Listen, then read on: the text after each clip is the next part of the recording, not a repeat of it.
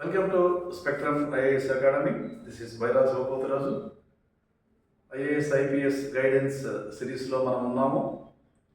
గ్రామీణ పట్టణ ప్రాంత అభ్యర్థులకు ఇటు తెలుగు మీడియంలోను ఇంగ్లీష్ మీడియంలోను ఐఏఎస్ అనేది ఎలా ప్రిపేర్ కావాలి అనే అంశం మీద వీడియోలు అందించడం జరుగుతుంది అదే సిరీస్లో. సో ఈరోజు ఈ వీడియోలో ఆప్షనల్ సబ్జెక్ట్ అనేది మనకి ఐఏఎస్ విజయంలో ప్రధాన పాత్ర వహిస్తుంది. ఈ ఆప్షనల్ సబ్జెక్టు ఏ సబ్జెక్ట్ని ఎంపిక చేసుకుంటే మనం సక్సెస్ని సాధించవచ్చు అనేటువంటి అంశం మీద నేను ఈ వీడియోలో డిస్కస్ చేయదలుచుకున్నాను. సాధారణంగా యూపీఎస్సీ వాళ్ళు మనకి 26 ఆప్షనల్స్ మొత్తాన్ని మనకి లిస్ట్ ఇవ్వటం జరుగుతుంది అన్ని సబ్జెక్టుల మీద.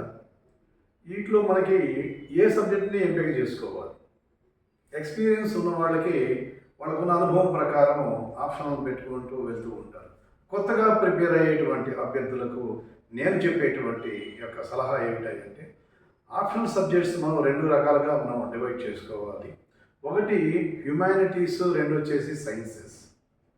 మరి సైన్స్ సబ్జెక్ట్ పెట్టుకుంటే విజయం సాధించవచ్చు అనేటువంటి అభిప్రాయం గ్రాడ్యుయేషన్ చేస్తున్నప్పుడు కొంతమంది విద్యార్థులకు ఉంటుంది.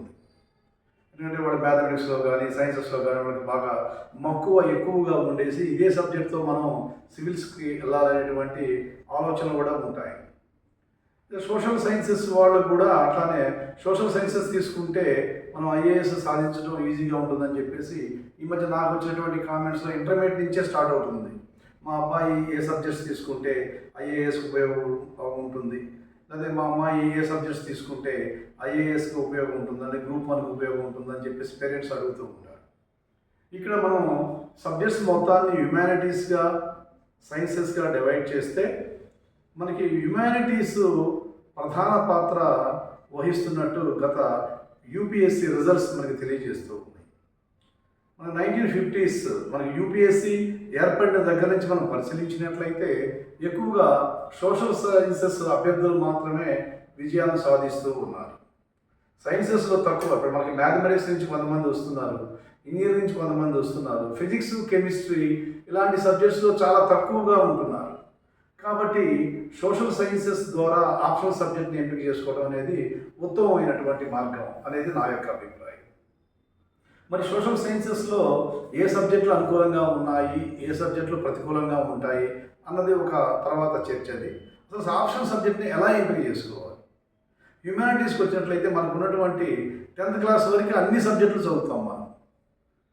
సోషల్లో ఉన్నటువంటి ఈ యొక్క హిస్టరీ, తర్వాత పాలిటీ, ఎకానమీ, జియోగ్రఫీ ఇవన్నీ కూడా మనకు టచ్ అయ్యి ఉంటాయి. ఇంకా ఇంటర్మీడియట్ లెవెల్కి వచ్చినట్లయితే ఇంకొంచెం సైకాలజీ, ఎన్విరాన్మెంట్, తర్వాత ఎథిక్స్ ఇలాంటివి కూడా టచ్ అవుతూ ఉన్నాయి మనకి. ఇంకా గ్రాడ్యుయేషన్కి వచ్చేసరికి అన్ని సబ్జెక్టులతో మనకి పరిచయం ఏర్పడుతుంది. ఎవరి బ్రాంచ్లో వాళ్ళకి అన్ని సబ్జెక్టులతో పరిచయం ఏర్పడుతుంది.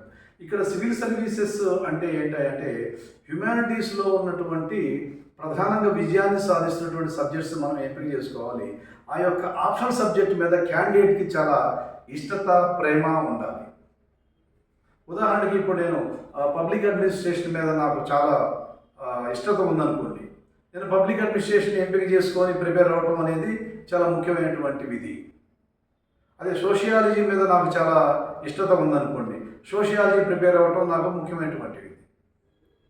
అదేవిధంగా హిస్టరీ అంటే నాకు చాలా ఇష్టం. ప్రారంభం నుంచి నేను హిస్టరీ అనేది నేను స్కూల్ స్టడీస్ నుంచి చాలా ఇంట్రెస్టింగ్ చదువుతుంటాను. అంటే హిస్టరీ తీసుకున్న ఆప్షన్లోకి వెళ్ళడం మంచిది.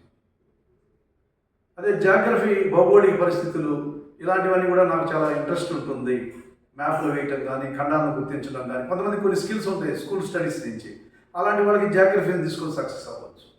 కొంచెం బయలాజికల్ బ్యాక్గ్రౌండ్ నుండి సామాజిక పరిస్థితులు, ట్రైబల్స్ని అధ్యయనం చేసేటువంటి ఒక ఇంట్రెస్ట్ ఉంటే, అంటే పరిశోధన చేసేటువంటి ఇంట్రెస్ట్ ఉంటే వాళ్ళ ఆంథ్రోపాలజీ సబ్జెక్టు చాలా బెటర్గా ఉంటుంది.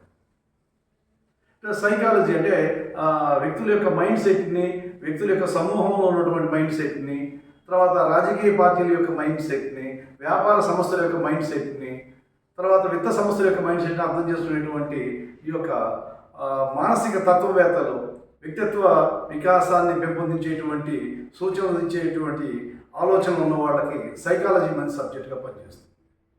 నేనేం చెప్తున్నానంటే మనకి ఏ సబ్జెక్ట్ మీద ఇంట్రెస్ట్ ఉంటుందో దాన్ని తీసుకొని చేయటం వల్ల మనకి ఎక్కువ మార్కులు పొందడానికి అవకాశం. ఉదాహరణకి లీడింగ్లో ఉన్నటువంటి ఈ యొక్క ఆప్షనల్ సబ్జెక్ట్స్ ఏం చేయాలంటే ప్రస్తుతం మనం చూసినట్లయితే anthropology, sociology, history, Geography, economics, psychology, philosophy, public administration, political science. So ఈ సబ్జెక్ట్స్ అనేవి సాధారణంగా ఎక్కువ మంది ఆప్ట్ చేస్తూ ఉన్నారు ఎవ్రీ ఇయర్. దాని మీద వాళ్ళు రీసెర్చ్ చేసి మాస్టరీ సంపాదించి వాటిని ప్రజెంట్ చేస్తూ ఉన్నారు. దీనిలో కొన్ని సబ్జెక్ట్స్ లీడింగ్లో ర్యాంకులు వస్తూ ఉన్నాయి, కొన్ని సబ్జెక్ట్స్ మళ్ళీ కొంచెం యావరేజ్గా వస్తూ ఉన్నాయి. Depends upon that year question paper. So ఈ విధంగా ఈ హ్యుమానిటీస్ నుంచి ఎక్కువ మంది విజయాలు సాధిస్తున్నారు. కాబట్టి హ్యుమానిటీస్ సబ్జెక్ట్స్ తీసుకుంటే బాగుంటుందనే ఉద్దేశంతో నేను ఈ సబ్జెక్ట్స్ని మొత్తం చెప్తున్నాను. పొలిటికల్ సైన్స్, అంతర్జాతీయ సంబంధాలు, ప్రభుత్వ పాలనా శాస్త్రం, సమాజ శాస్త్రం, మానవ శరీర శాస్త్రం, ఉదాహరణకి సైకాలజీ, ఫిలాసఫీ, హిస్టరీ, ఇవి చాలా ముఖ్యమైనటువంటి అనుకూలమైనటువంటి ఆప్షన్స్. ఈ ఆప్షన్స్లో ఒక ఆప్షన్ని ఎంపిక చేసుకోవాలి. ఒక ఆప్షన్ అనేది 500 మార్కులకు ఉంటుంది. 500 మార్కుల్లో అనేవి 2 పేపర్లుగా ఉంటుంది. మనకి పేపర్ 1 వచ్చేసి మనకి 250, పేపర్ 2 వచ్చేసి 250. ఈ 500 మార్క్స్కి ఆప్షన్ సబ్జెక్ట్ ఉంటుంది కాబట్టి this is the deciding factor. దీనిలో మనం 300 మార్క్స్ కానీ మనం రీచ్ అయ్యామంటే 300 above that year we will get the service. So ప్రతి పేపర్ని ఏంటంటే క్షుణ్ణంగా అధ్యయనం చేయాలి. కాబట్టి లీడింగ్ ఆప్షన్స్ ఆల్రెడీ మీకు చెప్పాను నేను. Anthropology, sociology, history, political science, public administration, Geography. తర్వాత తెలుగు లిటరేచర్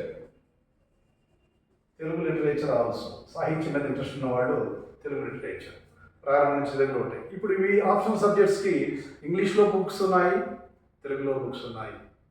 తెలుగు మీడియం వాళ్ళకి ఏం బుక్స్ ఉన్నాయి, ఇంగ్లీష్ మీడియం వాళ్ళకి ఏం బుక్స్ ఉన్నాయని మరొక వీడియోలో తెలియజేస్తాను. కాబట్టి ఈ ఆప్షన్స్లో మీరు ముఖ్యంగా కూడా మీ యొక్క ఇష్టత ఏ సబ్జెక్ట్ మీద ఉంది ఆ సబ్జెక్టుని తీసుకొని ఎవరైనా సరే ఎనీ బ్యాక్గ్రౌండ్, ఇటు మేనేజ్మెంట్ బ్యాక్గ్రౌండ్ కావచ్చు, లేదా ఎంబీబీఎస్ బ్యాక్గ్రౌండ్ కావచ్చు, లేదా టెక్నాలజీ బ్యాక్గ్రౌండ్, బీటెక్, ఎంటెక్ కావచ్చు, సోషల్ సైన్సెస్ తీసుకొని మీరు సక్సెస్ని సాధిస్తూ ఉన్నారు. So thank you very much.